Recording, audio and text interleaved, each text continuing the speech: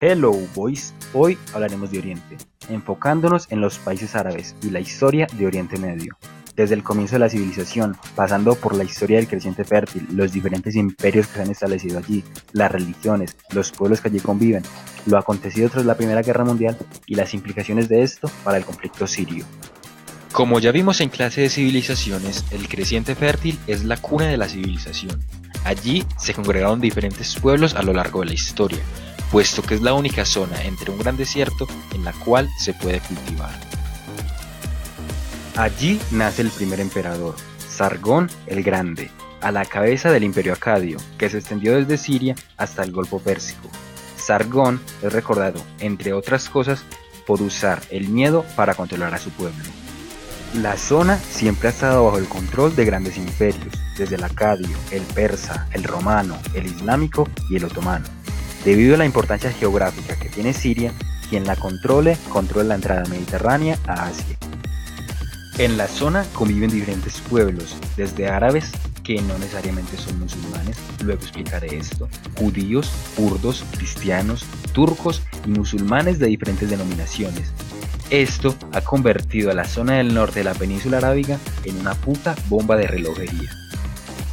Expliquemos ahora lo de árabes.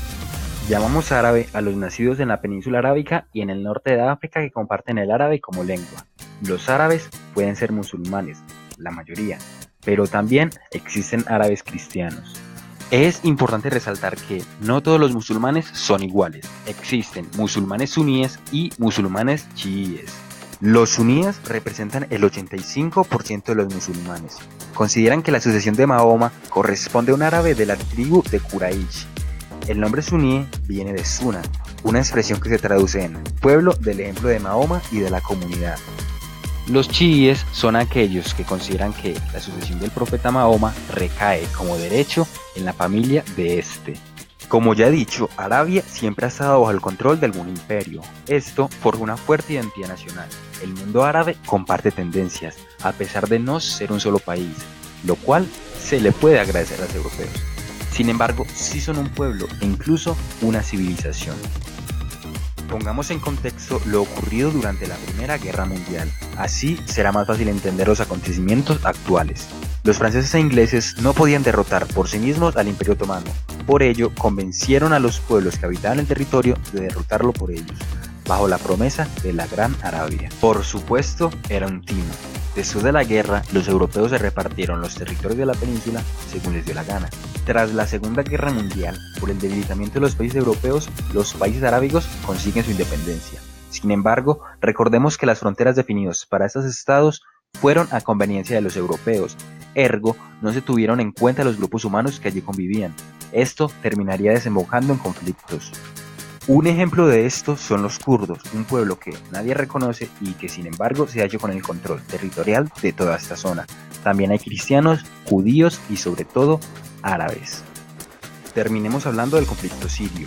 Para ello debemos hablar de la Primavera Árabe, una serie de protestas iniciadas en Túnez con el fin de exigir más democracia. Como ya dijimos, el mundo árabe comparte tendencias y en cuanto los tunecíes se libraron de Siné, el Abidine, Ben Ali, el resto de los países árabes comenzaron a protestar.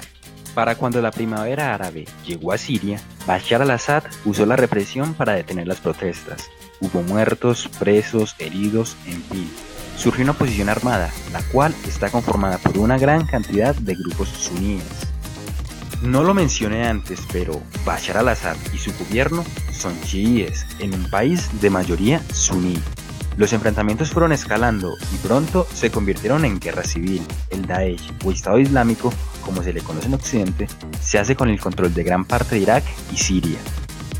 No tardaron en aparecer los intereses geopolíticos de las grandes potencias. Recordemos que, aunque en Siria no hay mucho petróleo, sí tiene fácil salida al Mediterráneo, así que el petróleo de la península arábiga o bien sale por Siria o bien sale por el canal de Suez.